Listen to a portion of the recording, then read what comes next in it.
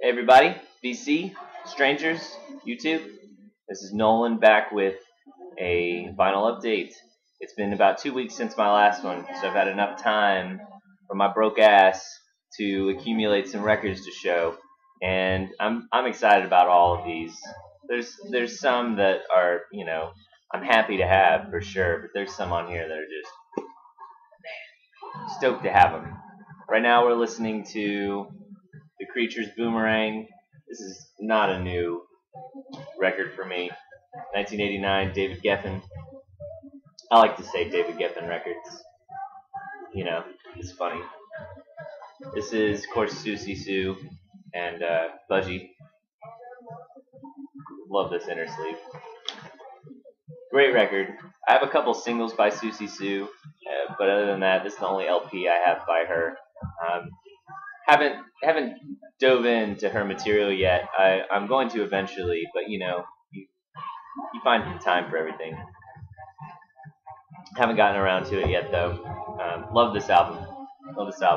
I watched Stefan 83's C86 video. It was excellent. A lot of good stuff on there. A few things I hadn't heard of. I toy around middle. I mess around with the C86 stuff a lot, and I just had not come across these guys before. Soup Dragons, Hang 10, and I've heard that they've gone downhill maybe at some point later in their career. But I had seen this record in a local shop very cheap. It's been there for like a year. So this is 87 Sire, and I picked it up, and I'm not disappointed. I love the Pastels. They're one of my favorite bands, and really a lot of that, especially side 2, you see a lot more range from this band on side 2 of this record. Side 1 is a lot more pop punk oriented, buzzcocks. But fortunately, sometimes if it's too much pop punk, count me out. But this stays in its little noise pop niche long enough for me to not be turned off. And I really enjoy it. Really love this cover. Thanks to Stefan73 for recommending that. Harold Melvin and the Blue Notes. To Be True. My first final update, I showed off Wake Up Everybody, which I love, and this is just as strong. It really is. Northern Soul, obviously. Philadelphia Sound. This is 75 CBS. Someone cut out the picture of the boys. There was a few soul albums with cutouts on the back or the front, and I think someone was decorating or something. This is strong, real strong. Old Teddy Pendergrass creeping in the back there. He had to be different, wear a different suit. This particular record, I've got Taking Tiger Mountain by Strategy, Another Green World, Music for Films, Before and After Science, Roxy Music, blah, blah, blah. Finally have this. I've been looking for it for a long time. And, this is 1973 EG. I don't know where this falls in the pressing order, but all my other is EG. So this fits the bill. But yeah, it's usually like 20 to 30 bucks when I see it sell, and I got this for 10 online. The auction ended in the middle of the night, and this is a top 10 record for me. Possibly top 5. Either way, it's a perfect record in my brain. I love it. So happy to have it. So happy, in fact, that I haven't listened to it yet. I'm waiting for a special occasion to listen. It's like buying a fine wine or something. I'm just not ready yet. It'll be exciting when I do. This next record took a while to get to me.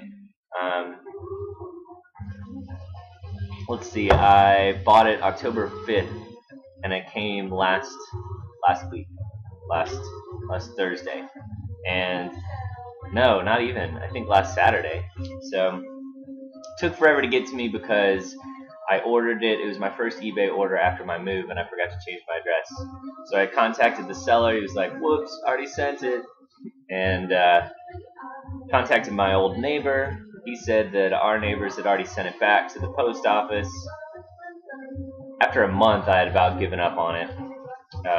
So no less like 2 months, basically. Finally, in my hands, felt with the Strange Idol Patterns and Other Short Stories. Guys, Cherry Red Records, 84. This is Maurice the Bank on the jangle guitar. Just, you know, I don't think Johnny Marr would exist without this. This particular record and Forever Breeze the Lonely Word are two. I don't have Forever Breeze the Lonely Word, but they're probably, this and that one are two of my, I don't know, biggest jangle pop grails really at the moment. And this is just a fantastic album. Wonderful. It's you can relate it to. I watched a video, Big Star 1000. He said he compared the Feelies. I've been listening to them a lot lately. Compared them to a East Coast Dream Syndicate, and I almost could say that these were the UK Dream Syndicate Feelies. It's all, I think, all around the same time. But fantastic record and beautiful songs. I've listened to this record 3 times today already, and I got it for real cheap. It normally goes for 30-40 bucks. I got this one for 10 because if you're familiar with the cover, it actually has the whole title up here, and it's been marked out with a dark red marker. And then they took like a light red marker, highlighted Strange Idols, felt. This is normally just black and white, and then there's some writing in this here, and then I can't really see if there's some writing here. So I got it for like 10 bucks. I mean, I don't care about all this. It's probably a radio station copy, which to me, I actually like to have radio station copies of stuff because there's notes. You can find, there's names, notes about the album on it sometimes. The radio station marker, I actually kind of like having these copies. So, anyway, joke on that. It's been a little too long talking about that record, I think. Now this is a masterpiece of a fucking record. Dog Bowl, Cyclops Nuclear Submarine Captain. If you're not familiar with this, get familiar with this. Go on YouTube and listen to it. 91 shimmy disc. For fans of very early magnetic fields. I'm referencing a lot of other videos here. I've been watching, I don't always comment, but I'm always watching. Shimmy disc.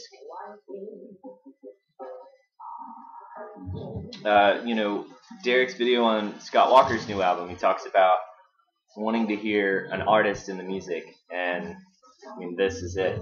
This is a fully fledged vision. His masterpiece. He has like 4 records, and none of which to me are as strong as this, but they're all very good.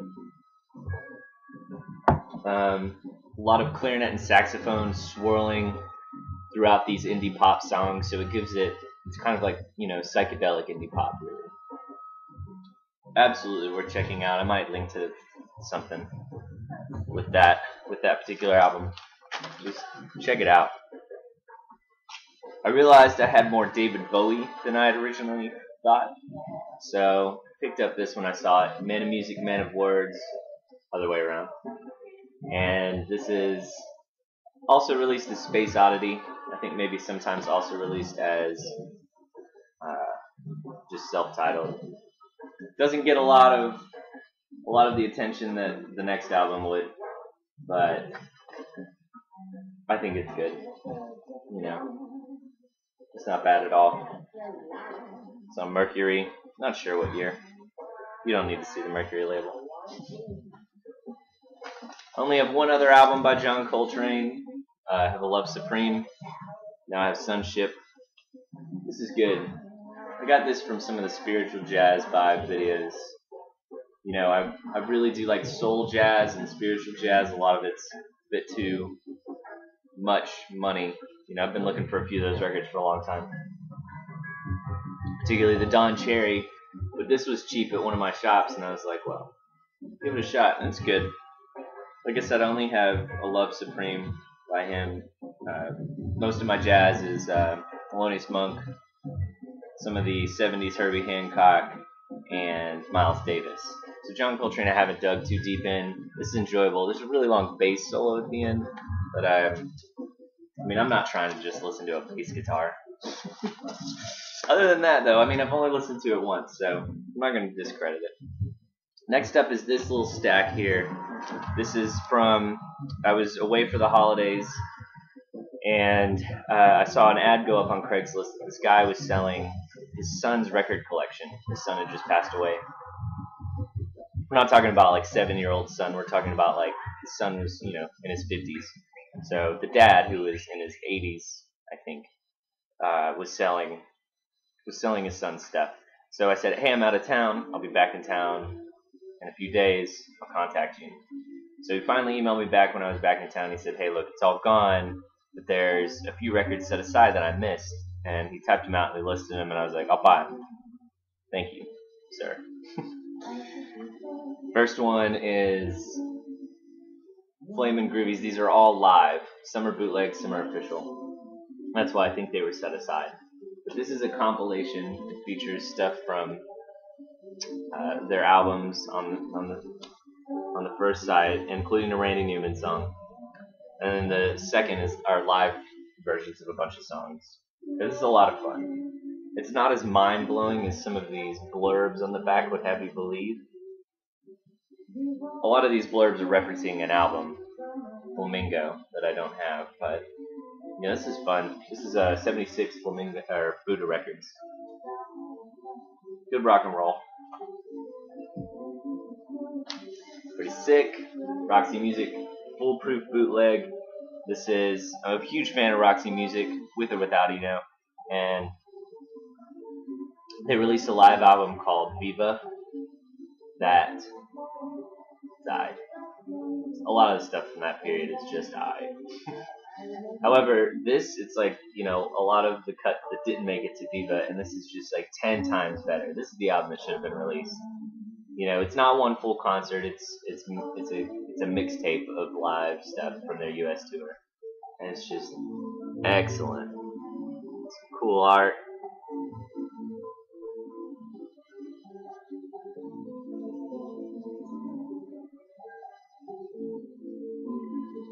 Really nice stuff. Blank labels on the inside. Nothing special there. Not a huge Yardbirds fan, but here you go. This album wrecks it. Jimmy Page on guitar. You know, I've heard the stories about this album. Jimmy Page wanted it pulled from circulation. You know, like I said, not a huge Yardbirds fan, but about a month ago, my boss got a copy of this in at the record shop and was playing it. And I was like, this is rocking. What is this? Surprised it was the Yardbirds. Maybe because I don't know that much about the Yardbirds, but rock and roll right here. So that's what's up. This is another great one. I mean, really, I really lucked out. The Soft Boys live at the Portland Arms. Also, listen, I'm a giant Soft Boys fan. There's a lot of bands. I just like these guys. I think this album is kind of an illustration of why they weren't as big as they could have been. Unfortunately, because they were truly talented. That's why they weren't as big as they could have been. But this is 87 Glassfish Records, and it's a live show. And it's not from 1987. It's from earlier than that. I don't know when. However, it's barbershop quartet songs, parlor songs. There's a few like old school rock and roll songs. Robin Hitchcock's version of Rock and Roll Suicide. Is that what it is?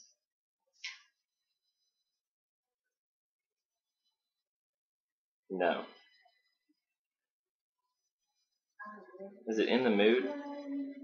Ah, dang it, I don't know. But they just kill it. This is, as far as I know, not even mic'd.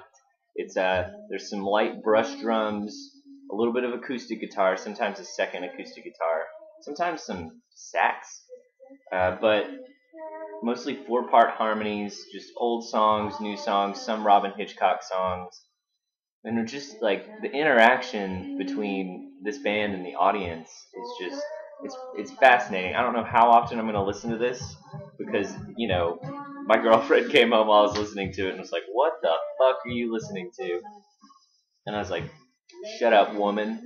I'm just kidding. Yeah, so 78, that's when this concert was recorded. I'm just going on and on, you guys. This is just fascinating. If you, on one hand, I'm disappointed that it's not the Rockin' South Boys live, but on the other hand, just a totally new side of this band. Also, if you're a big fan of Weezer, Weezer does a cover of My Eveline, which I always thought was great. They do a barbershop quartet version of it. They stole it from these guys. And I know My Eveline is a traditional barbershop song, but it's the same exact arrangement except for a few chords.